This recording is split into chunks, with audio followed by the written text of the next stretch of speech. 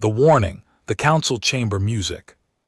Falls silent, the great hall of the Galactic Council stretched across 3 km. Of polished stone, delegates from 47 different species sat in there. Designated sections, each race had fought for centuries to earn their place. In this chamber, the air hummed with translation devices working constantly to turn thousands of languages into something everyone could understand. General Thra of the Valyrian Empire stood at the center podium, his forearms crossed over his chest in a gesture that his people used to show deep concern. His silver scales caught the light from the crystal ceiling above. He had served the council for 200 years. He had seen wars end and peace treaties signed, but today he brought a warning that nobody wanted to hear. Honored delegates, Thra began, his deep voice carrying across the massive space. I stand before you to speak about the humans. A wave of whispers moved through the chamber. The humans were still new to galactic society. They had only joined the community of spacefaring races 30 years ago. Many species still viewed them with curiosity mixed with caution. The humans have established colonies on 17 worlds. Thra continued. Their population grows faster than any species. We have encountered their technology advances at an alarming rate, but this is not what concerns me most. He pressed the button on the podium. A holographic display appeared in the center of the chamber. It showed a region of space on the eastern edge of the galaxy. Dark clouds seemed to pulse and move within the image. This is the Corinthian swarm, Thra said. His voice grew harder. For those who do not know, the swarm is a collective intelligence that consumes everything in its path. They do not negotiate. They do not stop. They have destroyed 6 civilizations in the past 1,000 years. The whispers grew louder. Many delegates shifted uncomfortably in their seats. The swarm is moving again, Thra announced. Our analysts predict their path will take them directly through human space. The human colonies lie between the swarm and the rest of the galaxy. The human question. Ambassador Chinny stood in the human section of the chamber. She was a small woman by human standards, barely reaching 5 feet tall. Her gray hair was tied back in a simple knot. She wore the dark blue uniform of Earth's diplomatic corps. Despite her size, she commanded attention when she spoke. General Thra, she called out, are you suggesting that humanity serves as a barrier between the council and this threat? Thra turned to face her. His expression was unreadable, but his voice carried respect. I am stating a fact. Ambassador Chin, the swarm will reach your colonies first, but I am also stating another fact. Humanity has something that no other race possesses. And what is that? Chin asked. Adaptability, Thra replied. In 30 years, you have gone from primitive chemical rockets to quantum drives. You have taken technology from a dozen different species and improved upon it. You do not simply copy what you learn. You transform it into something new. He gestured to the hologram again. The swarm cannot be defeated by conventional weapons. We have tried for millennia, but humanity might find a way. Your species sees problems differently than we do. Where we see impossibility, you see challenge. Chin felt pride at his words, but also fear. She understood what was coming next. I propose, Thra continued, addressing the full council. Now that we provide humanity with military support, we should send fleets to help defend their colonies. We should share our weapons technology and strategic knowledge. Together we might find a way to stop the swarm before it reaches council space. The chamber erupted into chaos. Delegates shouted dozens of languages. The translation system struggled to keep up. The vote of silence. Chancellor Morix of the Zenthri Collective rose from his seat. The Zenthri were the oldest members of the council. Their civilization had existed for over 10,000 years. Morix's ancient face showed no emotion as he raised one hand for silence. General Thra speaks with passion, Morix said. Slowly, but passion is not wisdom. The council has maintained peace for 3,000 years because we have followed one principle above all others. We do not interfere in conflicts that do not directly threaten council worlds. The swarm will threaten us all, Thra insisted. It is only a matter of time. Time we will use to prepare our own defenses, Morris replied coldly. The humans are not yet full members of the council. They have observer status only. We are not obligated to defend them. Ambassador Chin stepped forward. We have traded with council species. We have shared our discoveries. We have followed your laws and protocols. Does that mean nothing? It means you are welcome to continue as observers, Moore said, but it does not mean we will spend our resources on your behalf. If the swarm proves to be a threat to council space, we will respond then. Until that time, we remain neutral. Thra's scales darkened. With anger, neutrality, you call it neutrality to watch a civilization die. When you have the power to help, I call it wisdom to preserve our strength for when we truly need it, Morris answered. The vote was called. 43 species voted to maintain neutrality. Only 3 voted to support humanity. The humans were alone. Humanity stands alone. Ambassador Chin returned to her private quarters after the vote. She sat in darkness for a long time. Her assistant, a young man named David Park, waited quietly in the corner. They will not help us, Shin finally said. We are expendable to them. What do we do? David asked. We warn Earth, Shin replied. We tell them the swarm is coming and we give our people time to prepare. She stood and walked to the window. Outside, the lights of the council station sparkled like stars. Ships from dozens of worlds docked and departed constantly. It looked peaceful. It looked safe. The council has forgotten something important, Chin said softly. They have been at peace so long that they have forgotten what drives a species to survive. They have forgotten what desperation can create. And what is that?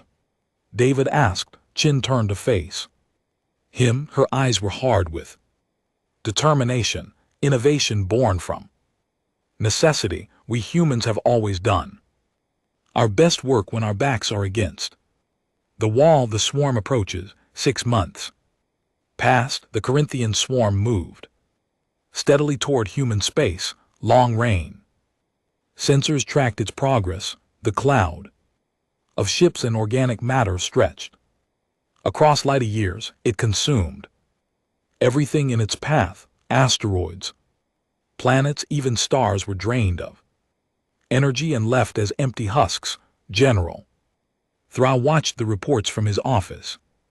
On Valor Prime, he had been removed from his position as council military advisor after speaking out against the neutrality vote, but he still had access to intelligence networks. He still knew what was coming.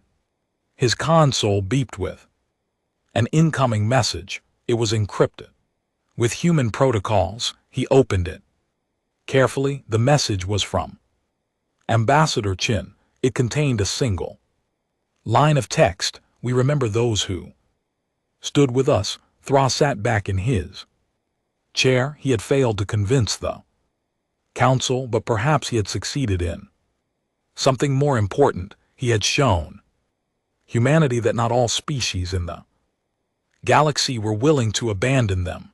The swarm reached the outer edge of human space on a Tuesday morning, Earth time. The colony on Kepler 442b was home to 3 million humans. They had 15 minutes of warning before the first wave hit. What happened next would change the galaxy forever. The price of silence. The first battle. Captain Sarah Martinez stood on the bridge of the S Defiance. The ship was a heavy cruiser, one of humanity's newest designs. It carried a crew of 800. They were all volunteers who knew exactly what they were facing.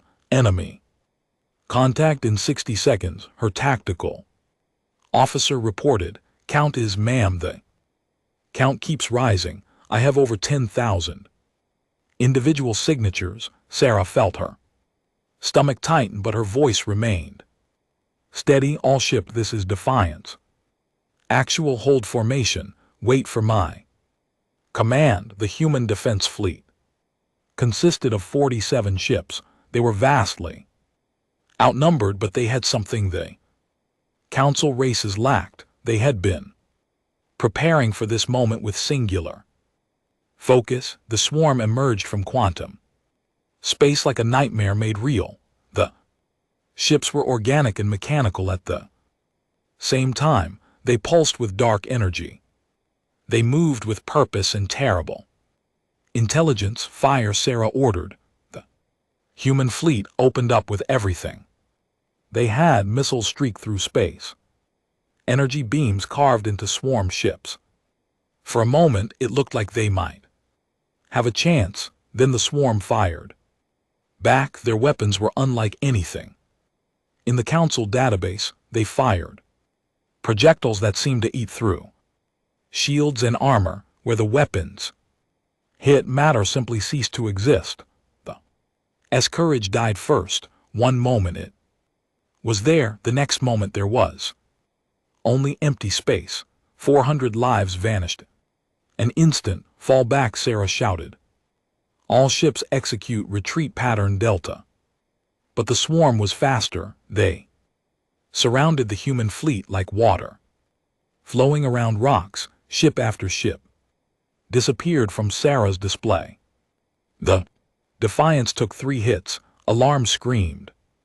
Across the bridge, fire suppression systems engaged automatically. Sarah felt the deck shake beneath her feet. Hull breach on decks 4 through 7. Someone reported, casualty count rising.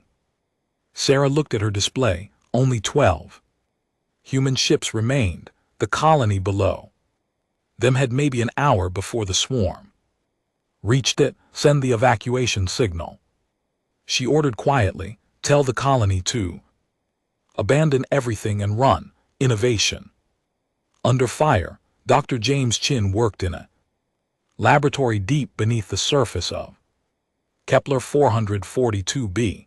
He was Ambassador Chen's nephew. Though they rarely spoke, he had dedicated his life to studying exotic matter and energy fields. Now his research was humanity's last hope.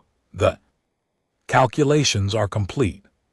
His assistant Maria said she looked exhausted. They had not slept in 3 days. But James, we have never tested this at full scale. We do not even know if it will work. James studied the equations. On his screen, they represented something impossible, a weapon that did not destroy matter, but converted it into pure energy. The council races had theorized about such technology for millennia. They had concluded it could not be done, but humans had a saying: tell us it cannot be done and we will find a way to do it anyway. We do not have time for testing, James said. Either this works or we die here. Those are our only options. He activated the communication system. This is Dr. Chin. To all remaining ships, I am uploading new weapon specifications. You have 10 minutes to retrofit your primary weapon. Systems, Captain Martinez received the upload aboard the Defiance. Her chief engineer looked at the specifications and shook his head. Captain, this is insane. If this backfires, we could destroy ourselves. We are dead anyway. Sarah replied, implement the modifications. Now 10 minutes later, the human fleet fired their weapons. Again, this time something different happened. The energy beams did not simply strike the swarm ships. They seemed to unravel them at a fundamental level. Where the beams touched, swarm vessels came apart like smoke and wind. The tide of battle shifted. The swarm tried to adapt, but they could not defend against a weapon that rewrote the rules of physics itself.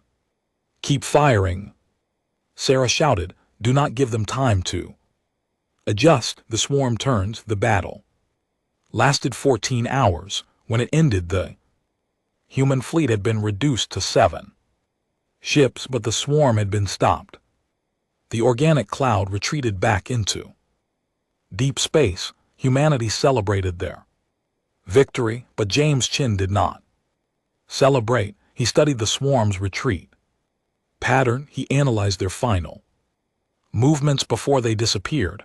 They are not defeated, he told his aunt over a secure channel. They are regrouping. And now they know we can hurt them. Ambassador Chin understood immediately. They will come back in greater numbers. Yes, James confirmed, but there is something else. Their retreat vector.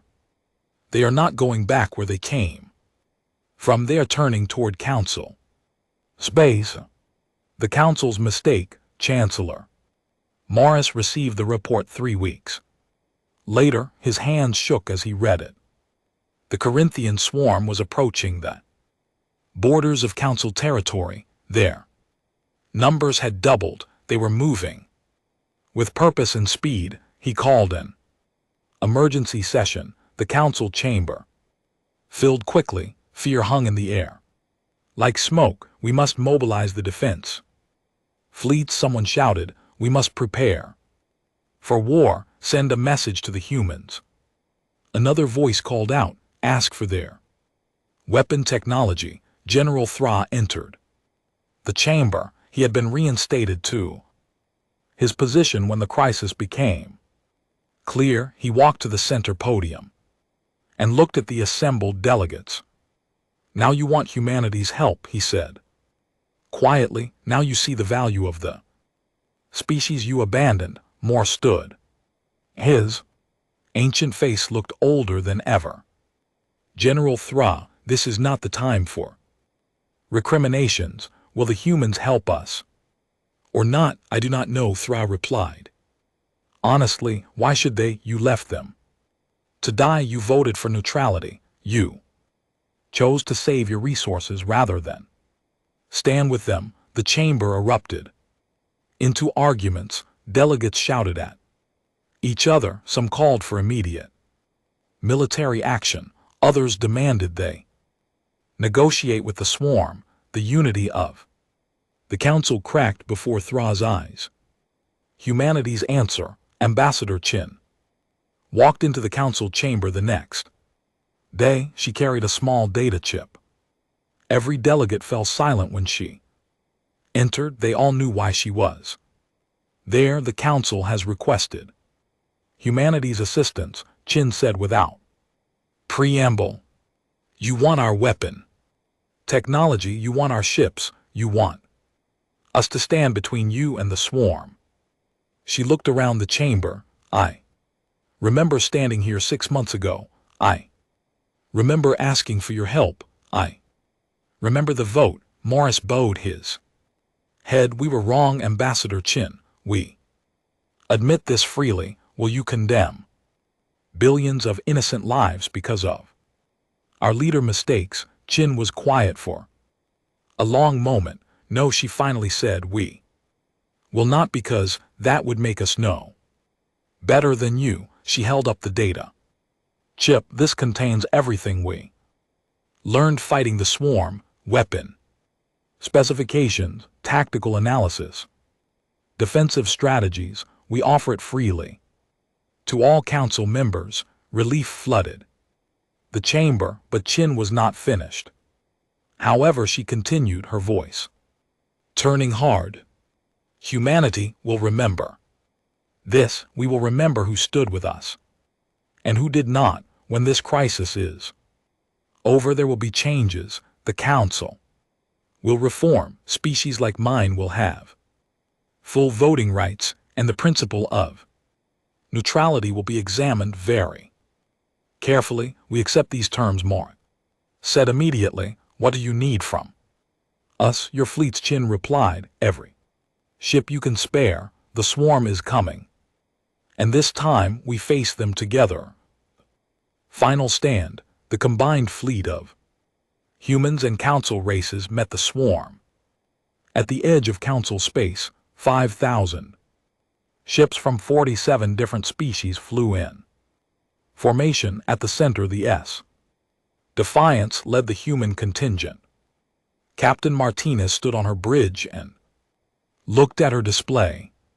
Beside her ship flew vessels from the Valyrian Empire, the Zenthri Collective, and dozens of other worlds. This is what unity looks like, she said softly. The swarm came like a dark tide, but this time they faced an enemy that had learned from humanity, not just the weapon technology, but the philosophy behind it, the willingness to try impossible things, the refusal to give up, determination to protect not just your own people but all people. The battle lasted 3 days. When it ended, the swarm was scattered and broken. They retreated back into deep space. Perhaps they would return someday, but not soon. After Matt, General Thra stood with Ambassador Chin on the observation deck of the council station. They watched the fleets return home. Damaged ships limped back to port. Crews celebrated their survival. You could have refused to help us, Thra said, after how we treated you. No one would have blamed you. Chin smiled sadly. My nephew told me something before the battle. He said that neutrality is a luxury only the strong can afford. The weak cannot choose to stay out of fights, but the strong who choose neutrality, they are not strong, they are cowards. Your nephew is wise, Thra observed. He is human, Shin replied. We may be new to the galaxy, but we learned certain lessons a long time ago. When evil comes, you do not hide behind neutrality. You stand and fight, even if it costs you everything. She turned to face Thra directly. The council made a choice. They chose safety over honor. They chose neutrality over justice. And they almost paid the ultimate price for that choice. Will you accept our apology? Brain asked. We already did. Chin said. We gave you our technology. We fought beside you, but will we forget? No, never. Humanity will remember this lesson, and we will make sure the galaxy remembers it too. The council reformed 6 months later. Humanity was granted full membership.